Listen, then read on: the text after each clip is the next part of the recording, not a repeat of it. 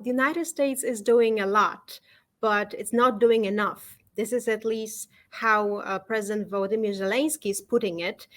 He wants more. He is very grateful for the support of the United States, the NATO alliance, and European Union support, both when it comes to humanitarian aid as well as when it comes to military support. Nevertheless, he asks for several important things. The first one is the no-fly zone over Ukraine. However, it is something very, very difficult to achieve because of several reasons. The most important reason is that if the no-fly zone was to be introduced over Ukraine, someone would have to execute it. Someone would have to make sure that Russian fighter planes will really not enter Ukraine. Of course, NATO would have to be responsible for keeping Ukraine safe, keeping Ukrainian skies safe.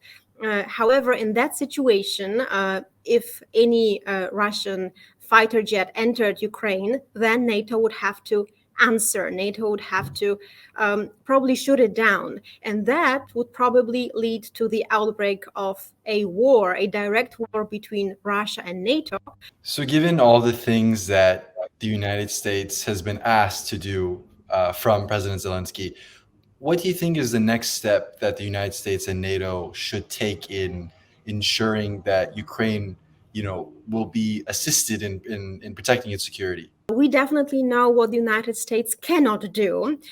So they cannot get involved directly in this crisis because any that kind of movement would lead to the direct war between Russia and NATO, which is in fact already going on, because the war between Russia and Ukraine is not just the war between those two countries, but it is indirectly a war between Russia and contemporary Russian regime and autocracy against democratic world, against NATO and democratic alliance. Nevertheless, if NATO takes direct steps, that would lead to an open conflict. That is why it's really hard to expect introducing the no-fly zone over Ukraine.